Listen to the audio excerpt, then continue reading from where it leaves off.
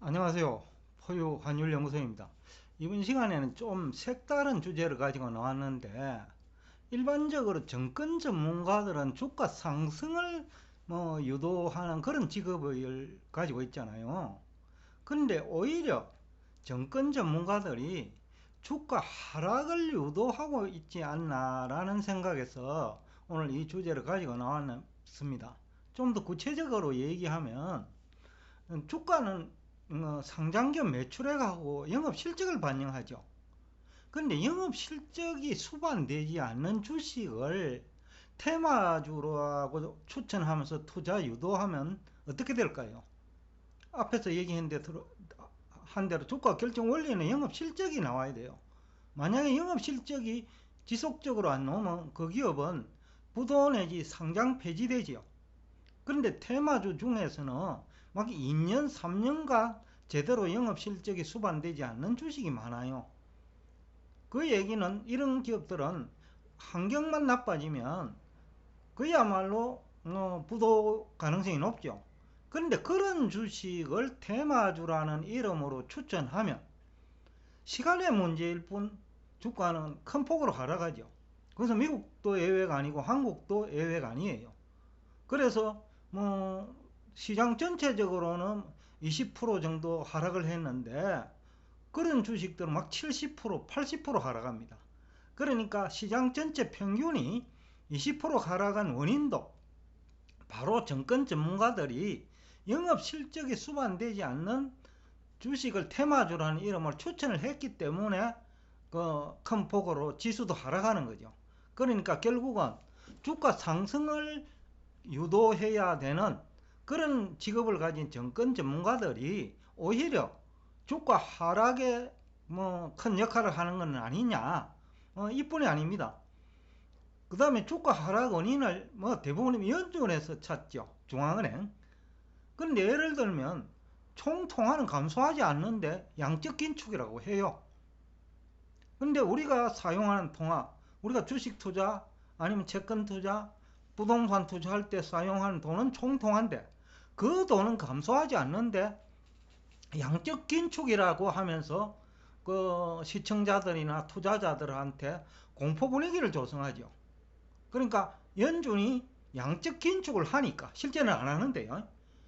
주가는 하락할 수밖에 없다라는 식으로 얘기를 한다는 거죠. 그러니까 이거는 잘못 알고 있는 지식이고 앞에는 주가 결정 원리를 몰랐기 때문에 영업 실적이 수반되지 않는 주식을 테마주라는 이름으로 추천하면 결국은 70%, 80% 하락하는 거죠. 고점 대비. 두 번째 얘기는 연준은 현금 통화만 공급하는데 우리가 사용하는 총통화는 시중은행 등이 창출한 통화를 포함하기 때문에 지속적으로 증가하죠. 그런데 양적 긴축이라고 하면서 연준 때문이라고 하죠. 또 기준금리도 마찬가지죠. 시장금리가 오르면 회사채 금리 오르고 대출금리 오르는데 굳이 연준이 아니면 중앙은행이 기준금리를 인상했기 때문에 주가가 빠진다라는 논리를 펴요. 그런데 시장금리는 등락하거든요. 언제나 기업 사정에 따라서, 기업 경영 환경에 따라서, 영업 실적에 따라서 해당 기업의 금리는 등락해요. 연준이 금리 손을 안 대도. 그러니까 그런 식으로 접근을 한다면 평생 연준이 기준금리를 인상하더라도 그 정도 기준금리는 A라는 기업은 얼마든지 감당할 수 있어요 라고 얘기를 할 수 있잖아요. 그러니까 금리 한 2% 돼봐야 이 기업은 버텨낼 수 있어요. 오히려 예금이 많기 때문에 오히려 유리해요 라는 주식이 있다라는 거죠. 근데 두리뭉실하 해갖고 연준이 기준금리 인상하니 모든 주식이 빠져야 된다는 논리를 전개한다는 거죠. 그래서 빠진다는 논리를 전개한다는 거죠. 그러니까 정권 전문가들이 주가 하락을 주도하는 거 아니냐. 또 세 번째로 공급이 부족한 원자재는 가만히 있어도 수급 원리상 가격이 올라가게 돼 있잖아요. 그런 쪽으로 돈 투자를 유도를 해놨고 물가가 올랐다는 거죠. 당연히 물가 오를 수밖에 없죠. 공급이 부족한 원자재 쪽으로 돈이 이동하면. 그러면 근본 원인은 어느 정도 원자재 가격이 올라가면 이 이상은 뭐 국민 경제나 세계 경제에 도움이 안 된다 라는 식으로 해갖고 지나친 원자재 가격 상승을 막아줄 수도 있는데, 뭐 투자은행 등이 이구동성으로 그렇게 얘기하면 투자자들이 투자 안 할 거 아닙니까?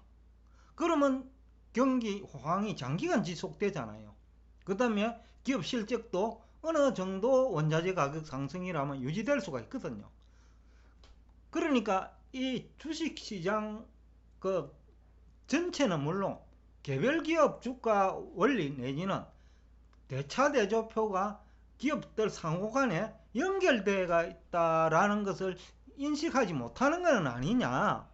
그래서 뭐 원자재 투자자는 원자재 투자고 또 뭐 개별 기업의 주가는 주가다라는 식으로 접근하는지는 모르겠습니다만은, 여하튼 정권 전문가들이 주가 결정 원리 또 경기 순환 구조, 그 다음에 거품이 발생하면 반드시 붕괴될 수밖에 없는 그 자본주의 질서 내지는 금융시장 환경, 금융 시스템, 이런 것에 대한 이해가 부족한 건 아니냐라는 생각도 드는 거죠. 예를 들면 중앙은행이 공급한 화폐는 총 통화 20%가 안 되거든요. 뭐 미국 같은 경우에는 중앙은행이 공급한 화폐는 뭐 본원 통화 약 한 6조 달러 중에 한 40%는 지준이니까요. 지급준비금은 대출이 일어나면 뭐 지급준비금을 뭐 사야 되니까, 즉 예금이 생기면 지급준비금을 사야 되니까 연준이 공급한 통화는 3조 달러밖에 안 돼요. 그러면 그 M2는 뭐 21조 22조 되니까 그저 7분의 1밖에 안 되거든요. 13%. 그런데 중앙은행이 공급한 화폐 때문에 물가가 급등했다는 거죠. 또 중앙은행이 공급한 통화는 뭐 거의 줄지도 않는데 또 그 양적 긴축이라는 표현을 쓰거든요. 그러니까 이분들이 주가 상승을 유도하는 사람인지 아니면 주가 하락을 유도하는 사람인지 헷갈린다라는 거죠. 그러니까 주가 결정 원리에 대한 이해가 부족한 건 아니냐. 또 그리고 뭐 시설 확장을 한다 라는 뭐 얘기들 많이 하잖아요. 뭐 테슬라가 독일의 자동차 공장 증설. 제가 부실기업 정리를 해본 경험을 가지고 얘기하면 대부분의 기업은 언제 어떻게 망하느냐 하면요, 투자할 타이밍을 선택을 잘 못해가 망합니다. 그거는 개인들이 주식 투자 타이밍 선택 실패하면 투자 손실 나는 거와 똑같아요. 경기 불황을 앞두고 경기 불황이 한 3년간 지속된다 하면 경기 불황 초기에 시설 투자를 하면 어떻게 될까요? 그거는 이제 뭐 회사가 굉장히 어려움이 직면하죠. 왜냐하면 고정비는 계속 발생하고 기업의 매출은 안 일어나는 거죠. 그러니까 그 기업이 망가지는 거죠. 그러니까 투자를 하는 그 자체로는 호재가 아니라는 거죠. 언제 어디에서 어떤 목적으로 투자하는지를 알아야 돼요. 또 경쟁회사는 없는지. 예를 들어 테슬라가 독일에 들어가면 독일은 세계적인 자동차 회사들의 천국이에요. 거기서 과연 테슬라가 살아남을 수 있겠느냐라는 데 대한 검토가 뭐 신중해야 된다는 거죠. 그냥 그 자율주행차니까 독일 벤처, 아우디, 그 다음에 폭스바겐 등을 이길 것이다. 이건 막연한 얘기죠. 이거 부실기업 정리를 해본 입장에서 대부분 그렇게 망합니다. 기업들은. 그리고 비트코인 투자한다고 뭐 주가 올라간다는 논리를 펴는 사람도 있다라는 거죠. 그런데 비트코인 가격은 오히려 더 내려버리잖아요. 그러니까 투자한다고 호재는 아니라는 얘기를 하고 있는 거죠. 이것은 이제 정권 전문가들이 지식 부족이죠. 쉽게 하면 주가 결정 원리에 대한 이해 부족이고 시장에 대한 이해 부족이죠. 바로 그 때문에 정권 전문가들이 오히려 주가 하락을 유도하죠. 왜? 망가지는 투자를 해놓고 주가 올라간다는 논리를 하면, 논리를 펴면 어떻게 되나요? 결국은 그 기업은 망가지는 거죠. 그럼 주가는 큰 폭으로 내리죠. 왜냐하면 투자를 많이 했기 때문에. 비정상적으로 그 시기를 놓쳐버린 거죠. 쉽게 하면 경기 불황이 그 확실히 전개될 때 투자를 해야 되는데, 그래야 인건비도 싸고 원자재도 가격이 싸지요. 그죠? 그 다음에 각종 비용 지출도 작지요. 그런데 그때 투자를 하지 아니하고 인건비도 절정에 있고, 그 다음에 금리도 높고, 그 다음에 원자재 가격이 굉장히 높을 때 투자를 하는 것을 두고 호재라고 해석을 한다는 거죠. 그러니 이것을 과연 정권 전문가들이 주가 상승을 기대하는 투자자들 대상으로 한 설명인지, 아니면 주가 하락을 유도하는 설명인지는 잘 모르겠다라는 거죠. 그 다음에 이거는 포유 환율 연구소도 중시 여기고, 워렌 버핏도 상당히 중시 여기는 부분인데, 유보 이익은 대부분 생각 안 해요. 주가 수익률이 높은 것 자체만을 가지고 따지는 사람이 많아요. 유보이익이라고 하는 게 얼마나 중요하냐면요, 유사시에 이 유보이익으로 많은 것을 할 수 있잖아요. 가격이 큰 폭으로 하락한 주식을 투자할 수도 있고, 채권에 투자할 수도 있고, 원자재에 투자할 수도 있고, 그래서 유보이익은 굉장히 중요한 거예요. 근데 유보이익의 중요성을 강조하는 사람은 그래 많지가 않아요. 기업은 유보이익에 기초해 갖고 급성장을 하거든요. 그런데 이 중요한 부분은 대부분 얘기하지 않거나 모르는 것 같아요. 그저 테슬라가 뭐 한다, 그 다음에 그 NFT다, 또 아니면 메타버스 관련주다, 이런 식이라는 거죠. 전기 배터리주다, 배터리 관련주다. 그러면 영업이익이 증가하는지에 대한 얘기는 누구도 안 하는 것 같다는 거죠. 그래서 당연히 그런 기업은 주가가 하락하면 빠져야죠. 왜? 이익이 수반되지 않는데, 또 투자 타이밍을 잘못 선택했는데, 제가 부실기업 정리해봤다고 앞에서 한두 번 얘기했습니다. 부도나는 기업의 대부분이 투자 잘못해가지고 부도나는 거예요. 그 현찰을 그때 사용 안 했으면, 경기가 어려울 때 사용했으면 효용은 두 배의 가치가 있거든요.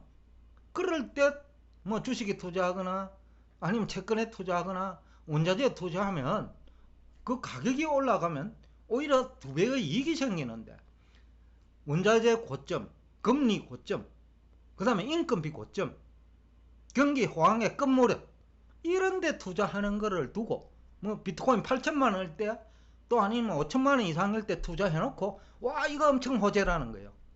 그러니까 정권 전문가들이 지식 부족, 아니면 주가 결정 원리에 대한 이해 부족, 아니면 시장 전체에 대한 이해 부족 등으로 오히려 주가 상승을 유도해야 될 직업을 가지고 있으면서 오히려 대부분의 경우에 주가 하락을 유도하는 웃지 못할 일이 비일비재하게 발생한다 라는 얘기를 하면서 오늘 여러분과 대화를 여기서 끝내겠습니다.